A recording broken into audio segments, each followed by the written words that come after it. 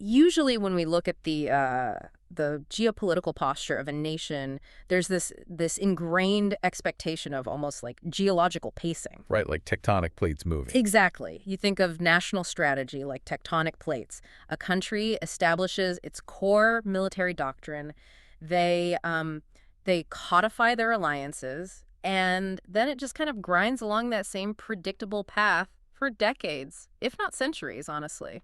Yeah, that historical consistency is really something we crave in international relations. It is, because you want to look at a map, point at a capital city, and say with reasonable certainty, that is who they are and that is how they view the world. It feels comfortable, static. Well, we want our allies and even our adversaries, honestly, to be legible. We want their national identities to be heavily categorized, resistant to sudden shifts. It just makes the math of global security so much easier to calculate. But then you look at the Kingdom of Denmark over the last couple of years, and suddenly that static, comfortable map it's completely obsolete. Jumps out the window. We are looking at a strategic transformation that is, honestly, it's whiplash-inducing. So, welcome to Diplomacy and International Relations. If you're enjoying this exploration of the forces shaping our world, please hit follow and subscribe on whatever platform you use. And just a quick housekeeping note before we get into the really heavy material today. Yes, right. It's also possible to subscribe to the show on Spotify or Apple Podcasts for a small monthly fee.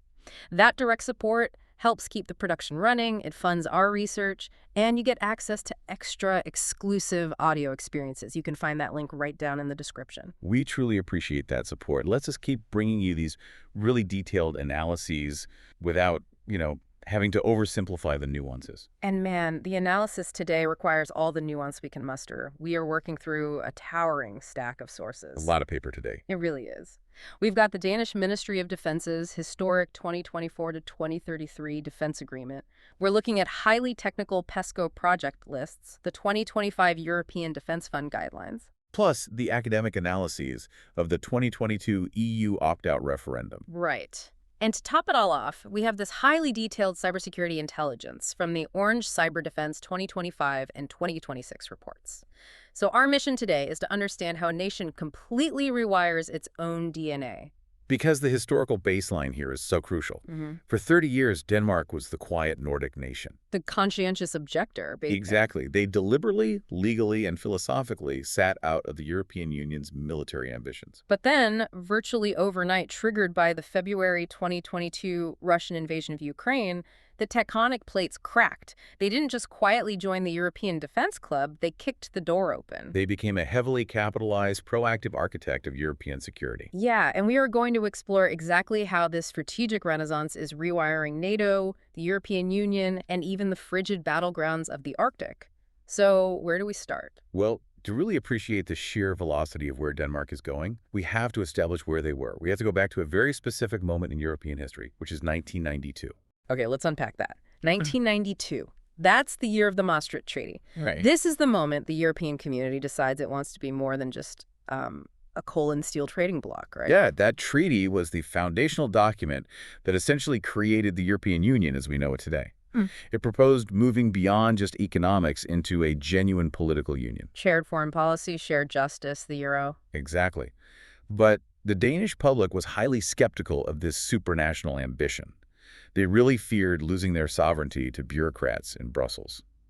So in a 1992 national referendum, Danish voters did something that shocked the continent. They actually rejected the Maastricht Treaty. Which is a massive procedural problem, because treaties of that magnitude require unanimous consent. You can't have a unified European treaty if one crucial member state just says no. It throws a wrench into the entire continental engine. So European leadership had to scramble.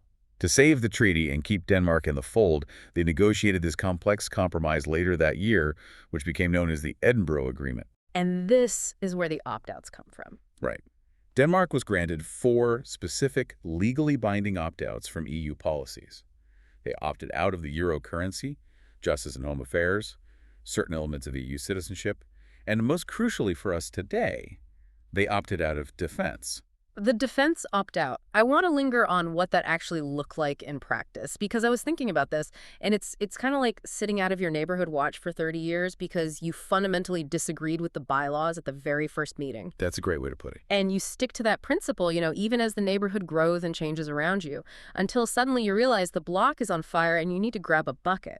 The neighborhood watch analogy holds up beautifully when you look at the daily diplomatic friction this caused. From 1993 onwards, this opt-out meant Denmark had zero participation in the Common Security and Defense Policy, the CSDP. Meaning no EU military operations at all. None. Even if the EU was doing a peacekeeping mission in Africa or anti-piracy patrols off the Horn of Africa, Denmark did not participate. And worse, they were excluded from the decision-making processes. They literally couldn't sit at the table. They physically had to leave the room when military force was being discussed. The numbers and the academic sources we have are just staggering. Between 1993 and 2022, Denmark activated this opt-out 235 times. 235. That means on 235 separate occasions, Danish diplomats or defense ministers basically had to stand up, gather their papers, and leave the room or formally abstain while the rest of their European allies discussed integrated security. It completely sidelined them from major structural institutions that emerged over those 3 decades, like the European Defense Agency, the EDA, which was created to foster capability development. Denmark just couldn't be a part of it. But they also didn't block things, right? Yeah, right, because EU defense cooperation was historically intergovernmental, meaning major decisions required unanimity. So Denmark's opt-out was carefully designed. It ensured they wouldn't formally participate, but they also wouldn't use their veto to block the rest of Europe from moving forward. A passive observer in their own backyard. Exactly. But then we hit February 24th, 2022. Russia launches a full-scale invasion of Ukraine. And the shockwaves hit Copenhagen. That 30-year policy of passive observation just shatters instantly. The speed of the political reaction here is what makes this such a textbook case study in state crisis management.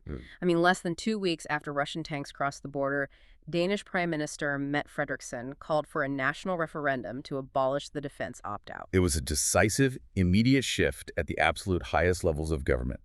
They recognized that the security architecture of the continent had fundamentally collapsed. And on June 1st, 2022, the Danish people went to the polls. The result was overwhelming. 66.87% chose to abolish the opt-out. A massive majority. But here's where I want to push back a bit, or at least play devil's advocate. Because the historical context is tricky here. We know the Danish electorate is notoriously protective of its sovereignty. Very true. In 2000, they voted no to adopting the euro. In 2015, they voted no to revising their justice and home affairs opt-out. So did the Danish public suddenly become this highly militaristic, hawkish society overnight in 2022? Or was this purely a pragmatic survival reflex triggered by watching a European neighbor get invaded? The academic analyses of the referendum and our sources answer that brilliantly. It was absolutely not a sudden surge of militarism. So what was it? The success of the vote came down to an incredibly disciplined communication strategy by the political campaigns. The Yes campaign utilized a strategy of depoliticization. Depoliticization. Okay, how do you depoliticize a national vote on military integration during the largest land war in Europe since 1945? That sounds like a total contradiction. You achieve it by fundamentally changing the framing of the question. The Yes campaign intentionally avoided talking about troop deployments or weapon systems, or the creation of some massive supranational EU army. So what did they talk about? Solidarity. They framed the entire referendum around that single powerful concept. They argued that in the face of an unpredictable, aggressive, nuclear-armed Russia, Denmark needed to stand shoulder to shoulder with its closest neighbors. So the narrative wasn't about preparing for war. No, it was about preventing isolation during a continental crisis. That makes a lot of sense, especially for a smaller nation. It was a vote against being left out in the cold. And the survey data confirms that hypothesis perfectly. When researchers asked voters why they voted yes, 39% stated they were strongly motivated by solidarity with the common foreign and security policies of their European neighbors. They wanted to be part of the collective diplomatic shield. Exactly. And what percentage of the yes voters were actually motivated by the desire to send Danish troops on EU military missions? Only 9.5%. Wow. Less than 1 in 10. Yeah, less than 1 in 10 voters who supported dropping the opt-out were highly motivated by the prospect of combat deployment. It was overwhelmingly a desire for collective security and diplomatic influence. Not a thirst for kinetic action. Right. But the No campaign wasn't quiet during this. They were making the exact opposite argument, really playing on those historical fears of Brussels taking over. The slippery slope argument. Exactly. They warned the public that abolishing the opt-out would inevitably lead to a severe loss of national sovereignty. Their core warning was that Danish troops might eventually lose their national command structure. Painting a picture of Danish soldiers forced into common EU military actions, maybe dragged into post-colonial conflicts in Africa. Fighting under a supranational European flag rather than the Dannebrog. Right, but the yes side neutralized that fear by explaining the mechanics of European defense, didn't they? They pointed out that EU defense cooperation is strictly intergovernmental. It's not dictated by the European Commission. Denmark still holds a veto over any deployment of its own forces.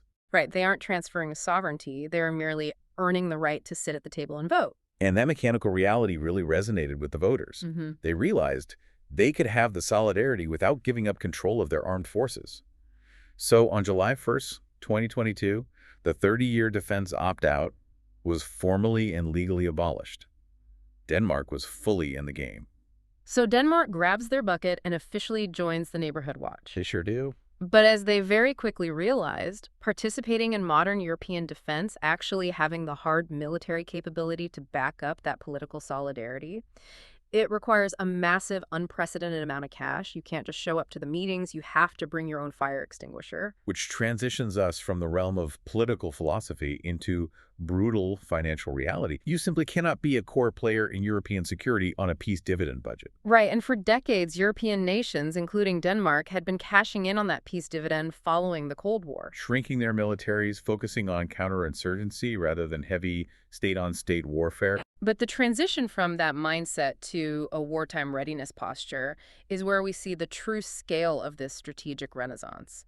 And that scale is documented in the 2024 to 2033 Danish Defense Agreement. It's a massive document. When I read this source, I was honestly floored. This isn't just a routine budget update or, a minor procurement bill. It's a historic, decade-long framework that completely re-architects the military. We are talking about an initial allocation of 143 billion Danish kroner, which the government later expanded to roughly 190 billion kroner. For our listeners using US dollars, that is about $27 billion committed over the next decade. To put the magnitude of that figure into perspective, before the Russian invasion of Ukraine, Danish defense spending was hovering dangerously low, around 1.1 to 1.4% of their gross domestic product. They were routinely criticized by Washington for not pulling their weight. But with this new historic agreement, they have legally committed to permanently hitting NATO's mandatory 2% GDP defense spending target by 2030 at the absolute latest, and probably much sooner. And they aren't just funneling that money into bureaucratic overhead either. They are structurally rebuilding the kinetic force of the military. Let's look specifically at the Army's 1st Brigade, based in Holstebro. For years, Danish forces were optimized for light infantry patrols in places like Helmand Province in Afghanistan. Right, light and mobile. Now, they are heavily investing to transform the 1st Brigade into a heavy, NATO-ready fighting force capable of taking on peer adversaries. They are acquiring 115 CB9035 Mark III-C infantry fighting vehicles for 1.35 billion euros. The choice of the CV9035 is incredibly telling here. An infantry fighting vehicle, or IFV, is not just a troop transport. No, it's a beast. It is heavily armored, it packs a massive autocannon, and it is designed to fight alongside main battle tanks in high-intensity combat zones. It's the absolute antithesis of lightly armored peacekeeping vehicle. Furthermore, they are buying 130 Patriot 6x6 armored carriers in a joint program with Finland, Sweden, and Germany, which increases their interoperability with their immediate neighbors. Plus, upgrading their Leopard 2A7 main battle tanks. This is all about real, heavy kinetic fighting capability. It's preparing for a mechanized ground war. But pouring billions into hardware is only half the equation, right? I mean, you can buy all the tanks you want, but if you don't have trained operators, they're just really expensive lawn ornaments. Exactly. And the personnel shift outlined in the sources is equally dramatic. The conscription changes represent a profound societal shift. Let's talk about that, because for years, conscription in many European nations had become almost a formality. Small numbers, short durations. But Denmark is reversing that trend entirely. The new plan expands conscription significantly, aiming to train up to 7,500 conscripts every single year. And the raw numbers aren't even the most revolutionary part. It's the duration and the demographics. They are extending the mandatory service period from a brief few months to a full 11 months. 11 months completely changes the caliber of the soldier you're producing. You aren't just teaching them how to march and shoot a rifle. You have time to integrate them into complex, mechanized unit tactics. And critically, they are implementing full gender equality in conscription, meaning women will be drafted under the exact same legal and physical terms as men. It is a massive modernization of the Danish social contract regarding national defense. It expands the talent pool dramatically, and it reflects a society recognizing that national survival requires the mobilization of the entire population, not just half of it. It really speaks to the absolute urgency of the moment, which brings us to a fascinating mechanism within the budget, the Acceleration Fund. Right, because you have this impressive 10-year plan that runs to 2033. But the geopolitical clock in Eastern Europe is ticking way faster than a 10-year procurement cycle. Yeah, the Danish Defense Intelligence Service, the FE, delivered a very sobering, unclassified assessment that acted as the catalyst for this fund. Their analysts concluded that if the current war in Ukraine freezes into a static conflict, and if NATO does not accelerate its own armament at the same pace that Russia has transitioned to a war economy, Which they have, massively. Drona, Russia could quickly free up significant military resources. The FE assesses that within just about 2 years of that happening, Russia could pose a highly credible conventional threat to the Baltic region. 2 years. I mean, that is essentially tomorrow in military procurement time. You can't wait until 2033 to get your new infantry fighting vehicles if a Russian mechanized brigade might threaten the Baltics in 2027. The timeline mismatch was glaring, so the government proposed and the parliament approved a 50 billion kroner acceleration fund. That's roughly $7 billion US, injected into the system almost immediately, specifically targeted for 2025 and 2026. And the explicit goal of this acceleration fund is to bypass the usual agonizingly slow bureaucratic crawl. They are shifting to direct contract awards. No more endless 5-year competitive bidding processes just to pick a drone manufacturer or an artillery shell supplier. They are actively debureaucratizing the Ministry of Defense, prioritizing speed and national sovereignty to get weapons into the hands of soldiers right now. Fast-tracking ground-based air defense, counter-drone tech, precision missiles, massive expansions of ammunition stockpiles. All about speed. Wait, I have to push back hard on this, though. Throwing $7 billion US into the defense sector of a country with barely 6 million people over a span of just 24 months. It's a lot of money. How does that not just result in massive defense contractor price gouging and catastrophic economic overheating? If you suddenly dump billions into a specialized domestic industry, you aren't necessarily buying more weapons. You might just be paying double for the same amount of gear because demand artificially skyrocketed. That is the exact macroeconomic anxiety that policy planners face, and it's a highly legitimate fear. Our sources include a detailed analysis from National Banken, the Central Bank of Denmark, that models this exact scenario. What did they find? They ran the numbers on injecting this much capital so quickly. They found that a relative increase in defense spending of this magnitude could push real GDP up by 1%, but it would also push consumer prices up by 1% by 2029. Okay, so a 1% increase in inflation. In the grand scheme of things, 1% doesn't sound apocalyptic, but it's certainly a tangible tax on the everyday consumer. It is a tangible impact, but the mechanical reason why it's so difficult for Denmark to manage is crucial for listeners to understand. Denmark pegs its currency, the kroner, tightly to the euro. Right. Because that fixed exchange rate, Denmark essentially imports its monetary policy directly from the European Central Bank in Frankfurt. Meaning the Danish central bank can't just independently hike interest rates to cool down their own local defense-driven inflation. That is the structural bind they are in. They cannot easily address idiosyncratic domestic economic fluctuations. If the massive defense spending causes the local Danish economy to run hot, driving up wages for engineers, construction costs for new bases, prices for raw materials, the central bank has very few levers to pull to cool it down without risking breaking the peg to the euro. So they just have to eat the inflation. The government has accepted this. It's a calculated, deliberate economic risk taken in the name of overriding national security. But the fascinating twist here is that not all of this money is being spent inside Denmark's borders. The inflation risk is slightly mitigated because a huge chunk of this cash is flowing east. Flowing directly into Ukraine. And this brings us to one of the most innovative concepts in our entire stack of sources. Denmark isn't just buying gear for itself. They are pioneering a totally new, highly effective mechanism for fighting proxy wars abroad. What the international community has started calling the Danish model. Yes. Let's paint the picture of how this started.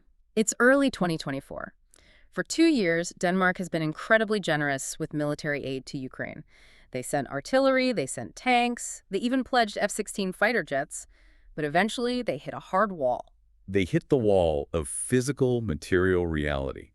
By early 2024, Denmark's own national stockpiles of donatable weapons were effectively depleted. Empty. They had given everything they could safely spare without completely compromising their own baseline national defense. You can't keep emptying your own garage to help your neighbor until you have no tools left for your own house. Exactly. The traditional model of military assistance, taking a piece of heavy armor from your own active duty forces, putting it on a flatbed train, and shipping it 1,000 miles across Europe to Kiev, it was simply no longer viable for Copenhagen. But instead of throwing up their hands, issuing a polite apology, and stopping the aid, the Danish government completely inverted the paradigm of how military aid functions. They created the Danish model. Let's break down how it actually works. Let me see if I can distill this into an analogy. Under the old system, if Ukraine needed cars, Denmark would ship them their used hand-me-down cars.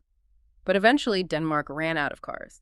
So under the Danish model, Denmark takes the bully's confiscated lunch money, walks over to Ukraine, and uses that money to build a state-of-the-art car factory right in Ukraine's own backyard, paying Ukrainians to build the cars themselves. That is a highly colorful but mechanically very accurate summary. Under the Danish model, Denmark utilizes its own national funds and eventually vast sums of EU funds and uses them to procure weapons directly from the Ukrainian domestic defense industry for the exclusive use of the Ukrainian armed forces. They are acting as a venture capitalist for the Ukrainian military-industrial complex. Exactly. They are paying Ukrainian engineers and factory workers to build weapons for Ukrainian soldiers entirely inside Ukraine's borders. And the operational success of this model has been staggering. Our sources note that this specific mechanism has already funded 597 million euros worth of lethal gear. We're talking about highly advanced systems. 18 Bodana self-propelled howitzers, sophisticated long-range strike drones, localized anti-tank systems, anti-ship missiles. Why is this such a paradigm shift, though? Why are officials in Brussels, Paris, and Berlin looking at this and realizing they need to copy what Copenhagen is doing? If you look at the macro logistics of the war, the brilliance of the Danish model solves multiple crippling bottlenecks simultaneously. Like what? First, it completely bypasses the incredibly slow production times of the Western European defense industry. European factories are struggling with supply chain issues, bureaucratic red tape, slow scaling.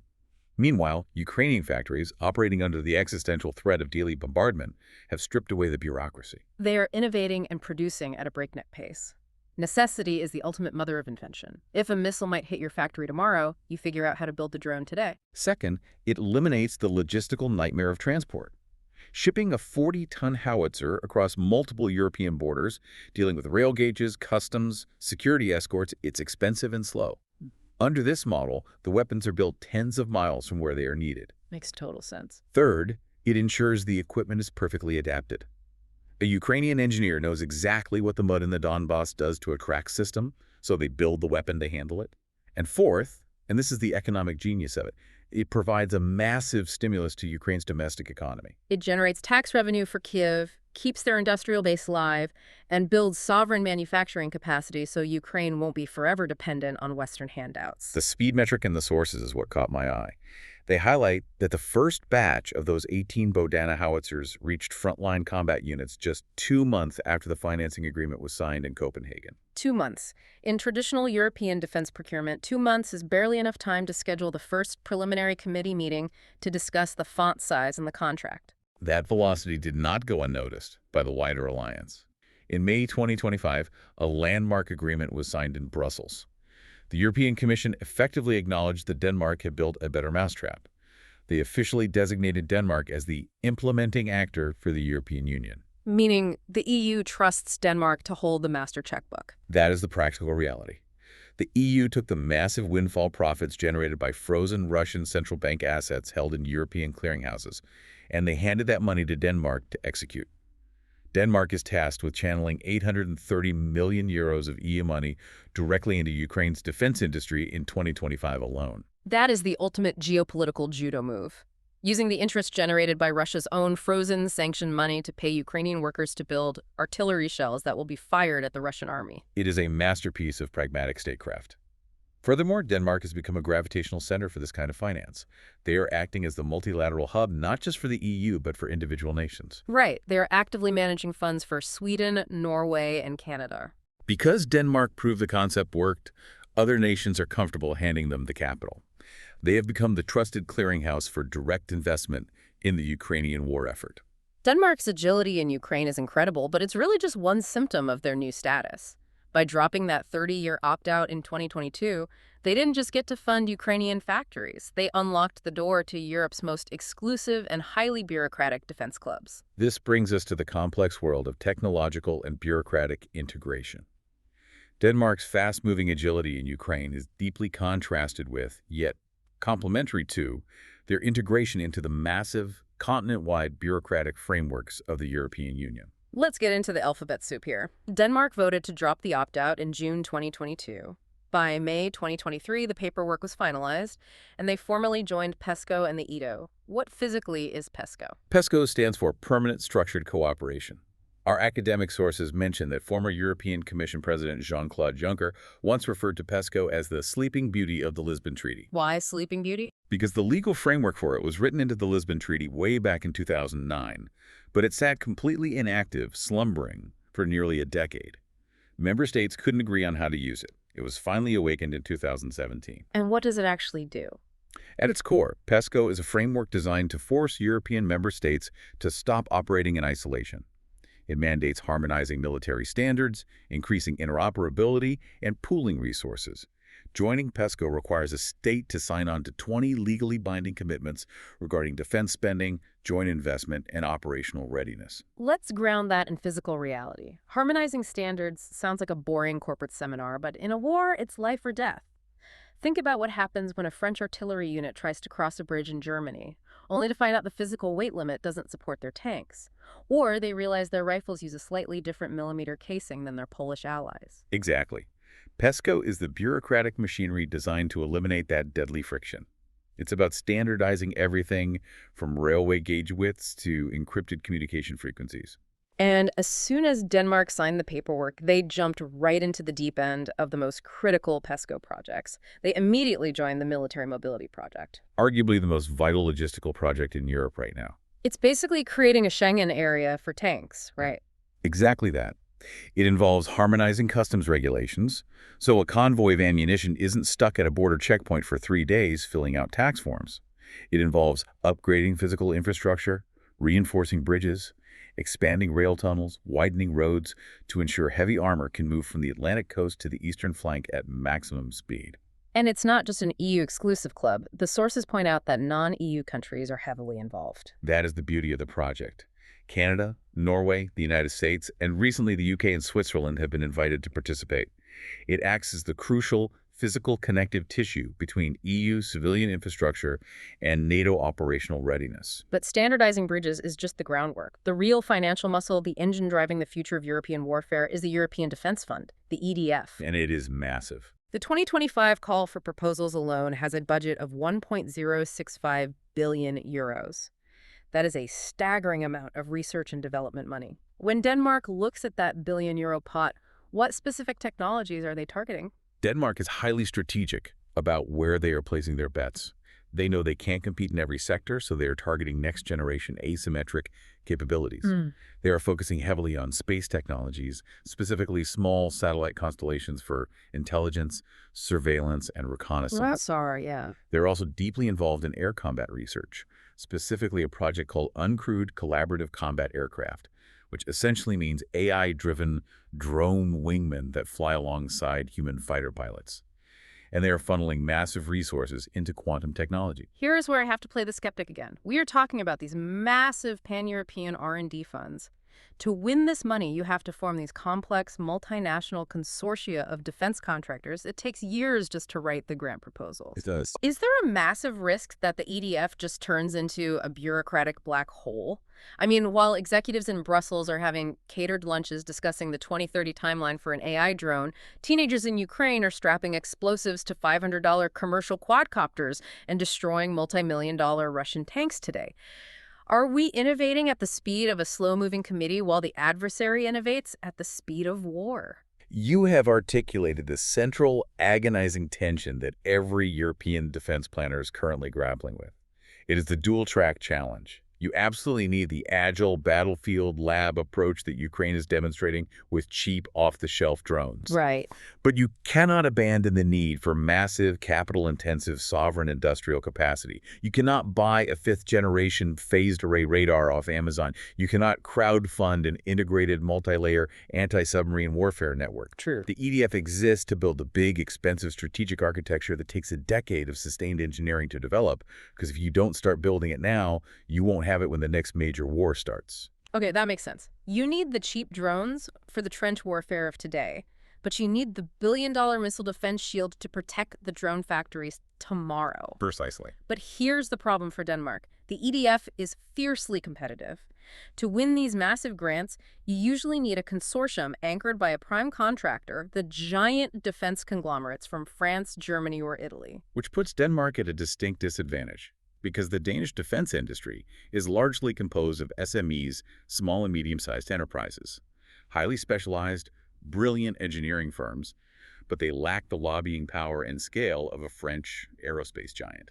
So how does a Danish SME building, say a specialized radar component, actually get a seat at the table and secure a piece of that billion-euro pie? They do it through aggressive, coordinated national strategy. The Danish government doesn't just leave their companies to fend for themselves. The Danish Ministry of Defense's Acquisition and Logistics Organization, known as DALO, steps in. And what does DALO do? DALO provides national co-financing. They essentially tell the French or German prime contractors, if you include this Danish SME in your consortium, the Danish government will subsidize a portion of their R&D costs.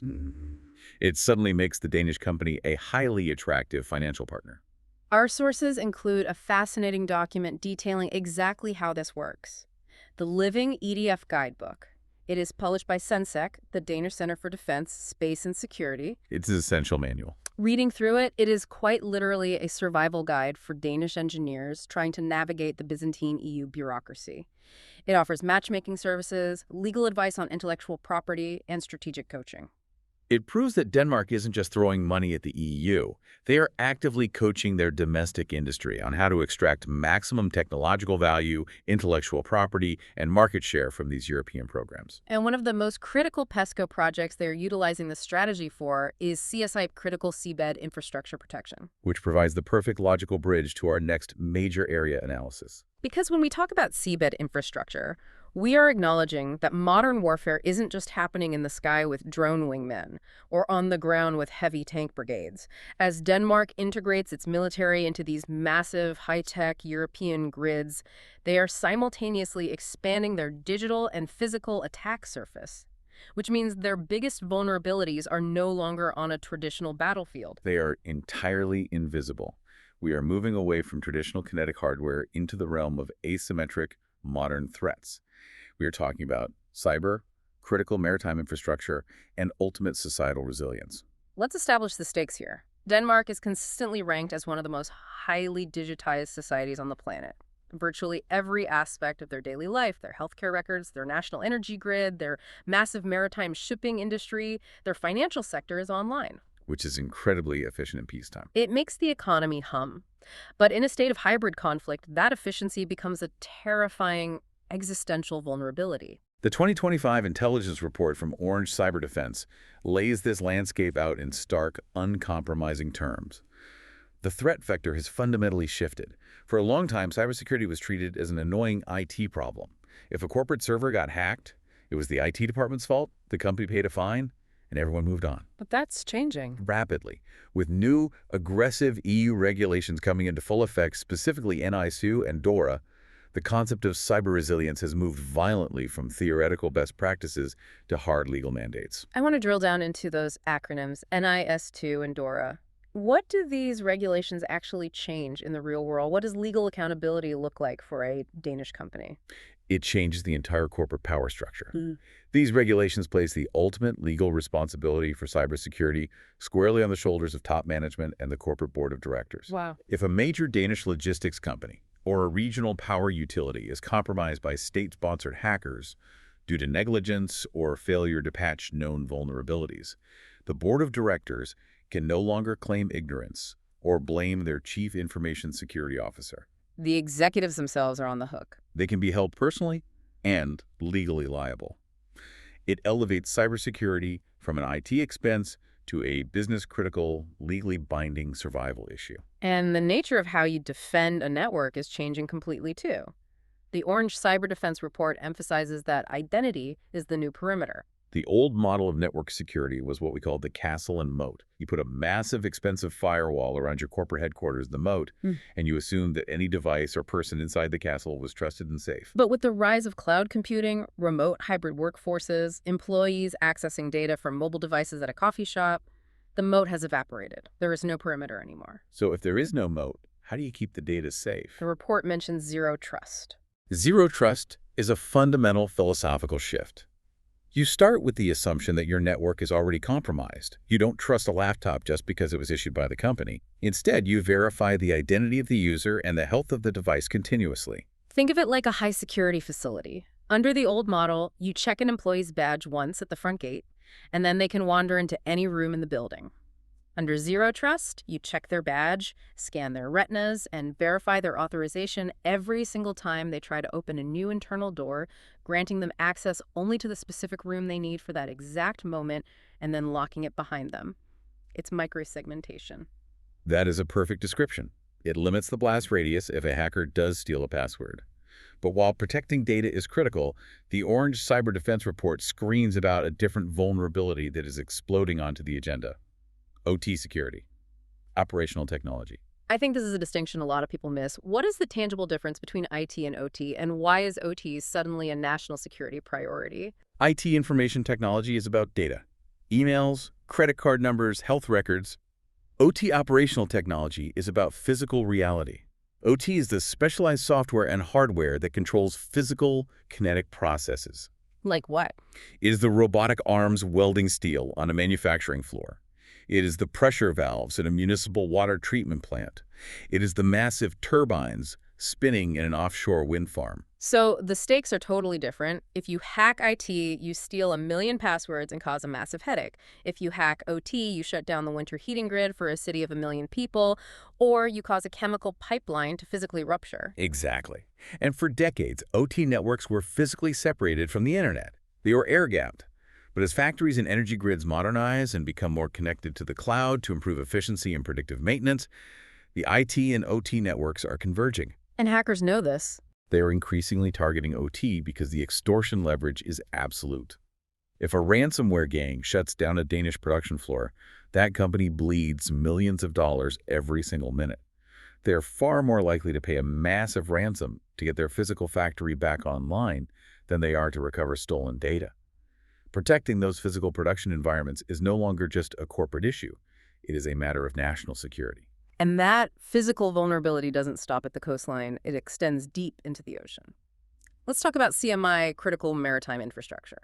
Look at a map. Denmark sits right at the crucial maritime crossroads between the North Sea and the Baltic Sea. They have a massive expanding network of offshore wind farms providing their green energy. And the seafloor surrounding them is a spaghetti bowl of submarine fiber optic data cables and gas pipelines connecting Europe. And we all saw the terrifying reality of what happens when that infrastructure is targeted. The sabotage of the Nord Stream pipelines in 2022 proved beyond a shadow of a doubt that underwater infrastructure is highly vulnerable and that state actors are willing to destroy it. The academic paper in our sources brings up a fascinating, almost agonizing concept regarding how you protect the seafloor. They call it the visibility versus surveillance dilemma. Walk me through the mechanics of this paradox. It is a classic unsolvable security paradox. Yeah. Let's start with the visibility dilemma. If you want to protect a vital undersea data cable, your first instinct is to map it perfectly. You need to know exactly where it is, and you need to share those coordinates with the commercial shipping industry, so a civilian freighter doesn't accidentally drop a 2-ton anchor on it and sever communications for half the country. But the moment you publish that high-resolution map, You've just handed a detailed, verified treasure map to hostile state actors, showing Russian submarines exactly where your most vital, fragile arteries are located. That is the visibility dilemma. You have to expose the asset to protect it from accidents, but exposing it makes it a target for sabotage. okay, so let's say you take the opposite approach. You keep the map a closely guarded military secret. Instead, to protect the cables, you blanket the Baltic Sea in thousands of high-tech underwater sensors, sonar nets, and autonomous underwater drones to watch for saboteurs. And that leads you straight into the surveillance dilemma. The Baltic Sea is crowded. It is full of civilian fishing boats, commercial ferries, and scientific research vessels. If you militarize the seabed with highly sensitive sensors, you dramatically increase the ambient friction in the region. Right, because every civilian fishing boat that stops moving for 5 minutes suddenly looks like a potential threat laying a mine. You risk accidentally escalating tensions because your sensors are too sensitive. Furthermore, if you attach a military-grade sonar sensor to a civilian offshore wind turbine to save money on installation, you effectively turned a civilian energy asset into a legitimate, legal military target under the laws of armed conflict. It's like putting a highly visible, state-of-the-art security system on your house. But the glowing red lights inadvertently tell the burglars exactly where the control panel and the wall safe are. And to make matters worse, your highly aggressive guard dog keeps barking at the mailman, the neighbors, and the pizza delivery guy, causing constant chaos on the street. That captures the friction perfectly. You are drawing attention to the very thing you desperately want to protect, while simultaneously increasing the likelihood of an accidental confrontation. So what's Denmark's strategy here? Denmark's strategy to navigate this impossible paradox is what they term system building. Instead of just throwing more sensors into the water and reacting blindly to every sonar ping, they are creating secure, repeatable, multinational protocols for data sharing and incident attribution. They want to be able to quickly and definitively prove who cut a cable, utilizing allied intelligence rather than guessing in the dark. Exactly. But while they are worrying about sensors on the seabed, there is a technological threat on the horizon that makes all of this look incredibly simple. The Orange Cyber Defense Report dedicates significant space to designating 2025 as the quantum year. We need to talk about the concept of Q-Day. Q-Day. That sounds ominous. It is one of the most sobering concepts in modern cryptography. It is the theoretical but fast-approaching date when a quantum computer becomes powerful enough and stable enough to run complex algorithms, specifically Shor's algorithm, that can break the current public key encryption standards that secure the entire global internet. Meaning the RSA encryption that protects my banking password. Not just your banking password. The encryption that secures the global financial SWIFT system, the encryption that secures diplomatic cables between embassies, the encryption that protects the command and control links for military drones. On Q-Day, if an adversary possesses that quantum computer, all of that data suddenly becomes readable plaintext. The digital locks that hold modern society together simply vaporize. And adversaries don't even have to wait for Q-Day to do damage, right? I've read they are using a strategy of harvest now, decrypt later. Yes. They are currently stealing massive mountains of encrypted data which they can't read yet, and just storing it on massive servers, waiting for the day they turn on the quantum computer to unlock all those historical secrets. Is Denmark actually taking this seriously, or is it still viewed as, science fiction? They are taking it incredibly seriously. The Danish government is investing heavily in a new national quantum strategy. They're utilizing the European Defense Fund money we discussed earlier, and they have partnered with major tech firms to build one of the world's most powerful AI supercomputers on Danish soil. The goal being twofold, I assume. Yes. First, position Denmark as a global hub for quantum research, so they understand the technology as it evolves. Second, and more urgently, rapidly develop and implement quantum-resistant infrastructure. They are building what the industry calls crypto agility. Crypto agility meaning they want the architecture in place to quickly hot swap their current encryption standards for new quantum-proof mathematical algorithms before Q-Day actually arrives. Precisely. It is a race against an invisible clock. They are fighting these silent existential wars in the cloud, on corporate networks and into the sea. But this vulnerability, this complex web of defense, extends geographically as well, because Denmark's most exposed, most strategically complex flank isn't in Europe at all. It is thousands of miles away, in the harsh, melting environment of the high north. Which brings us to our final and perhaps most fascinating area of analysis: Greenland, the United States, and the incredibly tense geopolitics of the Arctic. This is where Denmark's diplomatic balancing act reaches its absolute peak complexity. Let's set the geographic stage. The Kingdom of Denmark includes Greenland, and Greenland isn't just a large island, it is massive, it is strategically vital, and the ice covering it is melting, opening up new shipping lanes and access to untouched rare earth minerals. Geopolitically, Greenland is the linchpin of the Arctic and the North Atlantic. It overlooks the crucial GIUK gap, the naval choke point between Greenland, Iceland, and the UK. Whoever controls the airspace and waters around Greenland essentially controls the northern approach to the North American continent and the Atlantic approach for the Russian Northern Fleet. Right. And recognizing this, in 2023, Denmark signed a historic bilateral defense cooperation agreement, or DCA, with the United States. That agreement fundamentally altered the military footprint in Denmark proper. It allows for the permanent, stationed presence of U.S. military personnel and equipment at 3 specific Danish air bases: Karup, Skridstrup, and Aalborg. But when you read the fine print of that 2023 agreement, it explicitly excludes Greenland. Correct. Greenland is handled under a completely separate, much older set of legal frameworks, most notably the 1951 Defense Agreement between the U.S. and Denmark. That Cold War-era treaty governs the massive U.S. military presence at the Pacific Space Base, formerly known as Thule Air Base, located deep in northern Greenland. Pacific is America's northernmost installation, housing critical early warning ballistic missile radar systems. It is non-negotiable for American national security. And right now, according to the geopolitical analysts cited in our sources, tensions regarding Greenland are soaring to bizarre, almost surreal levels. Yeah, we have former and potentially future U.S. political figures, specifically Donald Trump, floating the idea of the United States outright purchasing Greenland from Denmark. And to force the issue, there are threats of imposing a 10% and potentially escalating to a 25% blanket tariff on European allies until Copenhagen agrees to the sale. It is an extraordinary diplomatic and economic situation.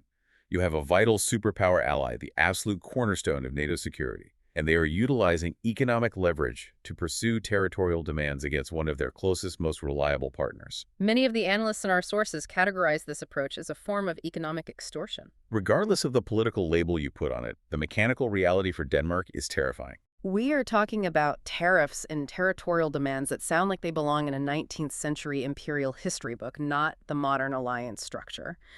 How can Denmark genuinely pursue a policy of peaceful cooperation in the Arctic when the ice is literally melting beneath them? Russia is building new icebreakers and Arctic bases, and their primary security guarantor, the United States, is making these aggressive economic demands. How does a nation of 6 million people negotiate with a superpower acting like that?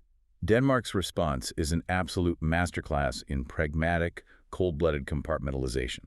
If you listen to Danish diplomats, they are not responding with matching fiery rhetoric. They aren't throwing a tantrum. They are not threatening to kick the U.S. out of Pacific, because that would be suicidal for Western security. Instead, they are responding with aggressive, structural, multilateral integration.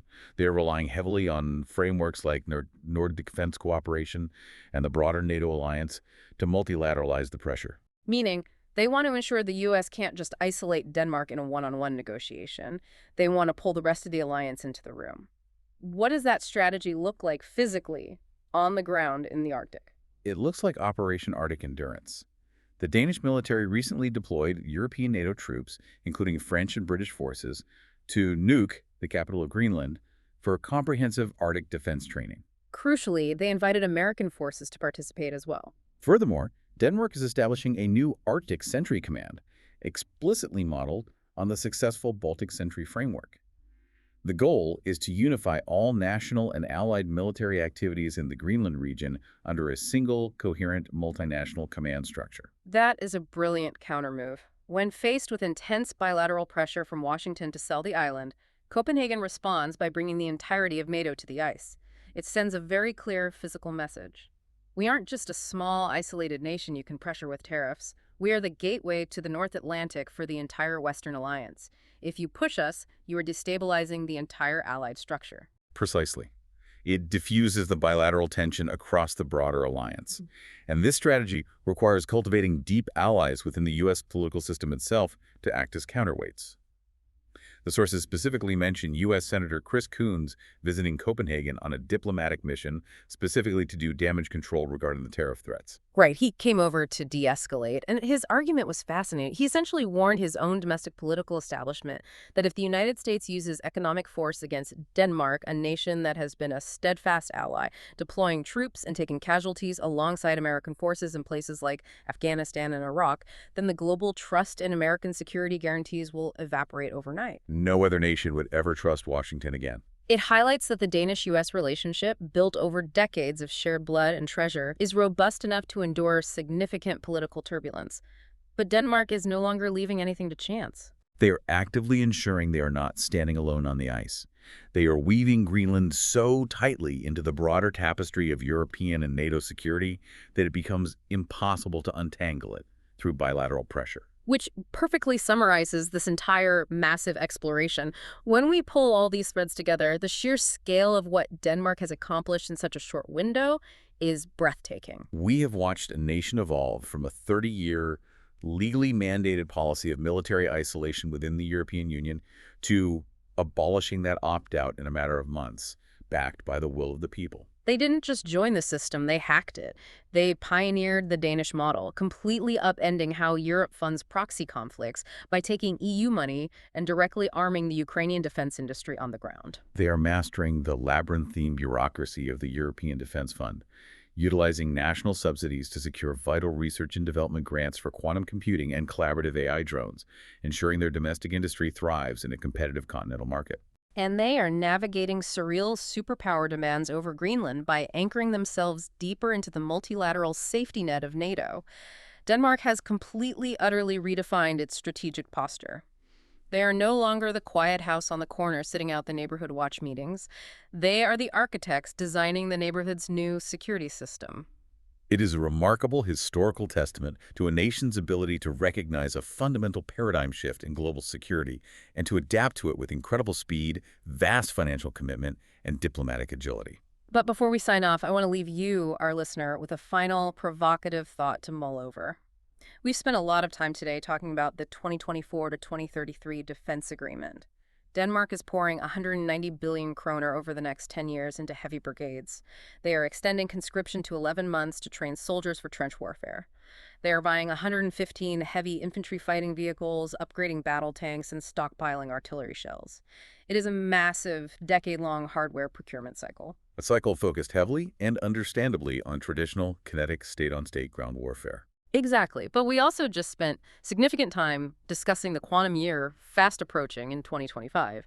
We talked about autonomous AI drone swarms rendering traditional armor vulnerable. We talked about the invisible catastrophic cyber battles being fought right now in the cloud, the vulnerabilities of operational technology on the factory floor, and the silent shadow war occurring over fiber optic cables on the seabed. So here's the multi-billion-dollar question. Is there a risk that by the time this massive 10-year hardware procurement cycle actually finishes in 2033 and the very last upgraded Leopard tank rolls off the assembly line, those traditional weapons of war will already be obsolete? Will they be completely overshadowed by the invisible digital front lines? Denmark is building a magnificent fortress, but will it be the right fortress for the wars of the 2030s? That is the ultimate strategic gamble, and it is the exact question keeping every defense planner, intelligence analyst, and general in Europe awake at night. Something to keep a very close eye on in the years to come. Thank you so much for joining this exploration of diplomacy and international relations. If you found this breakdown valuable, please follow the show, subscribe on your preferred platform, and take a moment to rate us 5 stars. It truly is the best way to help us reach even more people who want to understand the invisible forces shaping our world. We appreciate your time, your support, and most importantly, your curiosity. Until next time, keep looking past the obvious lines on the map because the tectonic plates of global security are moving much faster than you think.